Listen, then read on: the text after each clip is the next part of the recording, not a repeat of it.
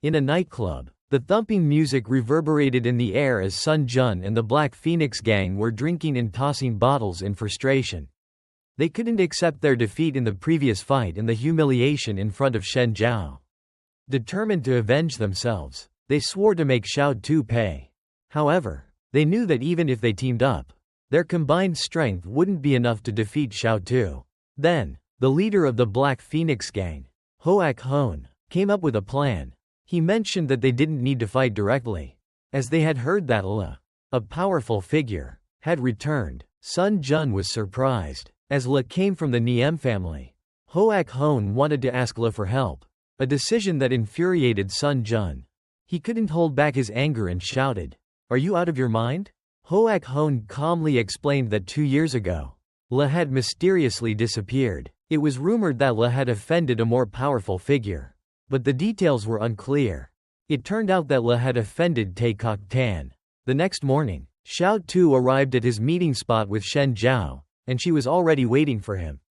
As soon as they met, Shen Zhao greeted him with a bright smile under the morning sun. She told him that she felt like Chao Tu had become a different person. He seemed stronger, with a bit of mystery about him. Hearing this, Chao Tu hesitated for a moment, then reached out to hold Shen Zhao's soft hand. He expressed that he didn't want anyone to trouble the person he cared about, and he would protect her no matter what. But Shen Zhao was also concerned about him, not wanting him to carry the burden alone. They held each other's hands tightly and decided to face everything together. Shen Zhao said she trusted Chao Tu, and together they walked forward, enjoying the scenery. In this romantic moment, Hea suddenly spoke up, commenting that it was clear Shen Zhao didn't fully trust her protector and still cared for him, suggesting they might need a more thorough concealment strategy. Chao Tu replied that he didn't need to lie to Shen Zhao because he believed that lies would only make things worse, eventually leading to a situation where he couldn't save himself. The next morning, Chao Tu waited but didn't hear from Shen Zhao. When he called, it went straight to voicemail, which made him very worried, as she had never been late before. This made Chao Tu anxious. Suddenly, people started whispering about something that had happened at the Tin Hai apartment complex. They saw a line of police cars parked outside the building. At first, Chao Tu didn't think much of it, wondering if Shen Zhao had just overslept. But then, he remembered that Tin Hai was where Shen Zhao lived, and a bad feeling surged inside him. He immediately rushed to the apartment. When he arrived, there was a crowd gathered outside the complex, and the police had cordoned off the area. An older woman, crying, was pleading with the police to find a way to save Shen Zhao. When she had returned home, everything was in chaos, and Shen Zhao was missing, leaving only a blood-stained doll behind. The police were trying to comfort Shen Zhao's mother, and the incident quickly became news. Chao Tu stood there in shock, not knowing what to do, when he noticed Sun Jun among the crowd. Sun Jun bumped into him and was panicking. Chao Tu, furious at Sun Jun's suspicious behavior, punched the wall, causing him to reveal everything. Nearby, in an unfinished building, an elder named Uncle D told his young master that everything was ready. The item they had was a golf club. Beneath their feet, a young man lay motionless, seemingly upset because he hated lying and being used by others. The scene revealed Hoak Hone lying with a golf club in his mouth. It seemed that Hoak Hone's plan had been punished by this person for lying. Hoak Hone begged for mercy, but the man didn't care. Shen Zhao was also tied up. Trembling, the man stepped forward, holding the bloody golf club, and asked Shen Zhao what her connection was to Tai Kok Tan. Shen Zhao bravely answered that she didn't know who he was. Then, Le presented evidence and claimed that if she didn't know him, why would she go against a supernatural organization to save Shen Zhao? Shen Zhao insisted she didn't know him, but Le tried to silence her by force, intending to make her speak.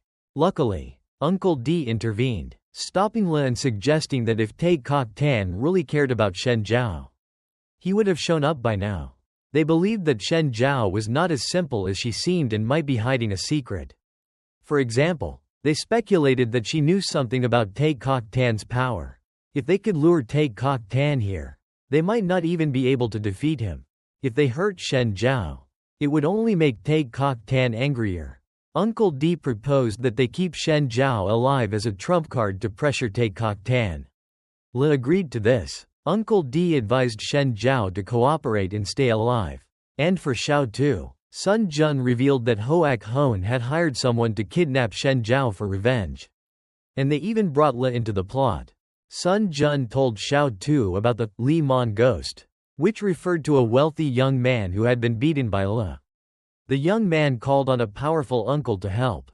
But when this uncle arrived, he knelt and apologized, even slapping his own nephew to beg for Le's forgiveness. When Le left, they remained kneeling, too afraid to stand up. This road was known as Li Nu, and the incident became known as the Li Mon ghost. Representing Le's power, Tay Kok Tan was the one who had saved Shen Zhao during an incident in 8th grade. However, no one knew where he had been until he reappeared and broke 2 fingers of Niem Le.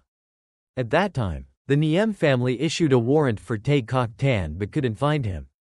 Later, Niem Le was abandoned by his family, which fueled his hatred for Tay Kok Tan, and he vowed to chase him down.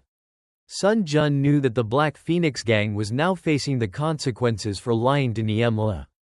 But Chao Tu remained determined to rescue Shen Zhao. Chao Tu asked Heya if he was sure Shen Zhao was inside the building. Heya confirmed by detecting the energy signal from the gemstone he had given Shen Zhao.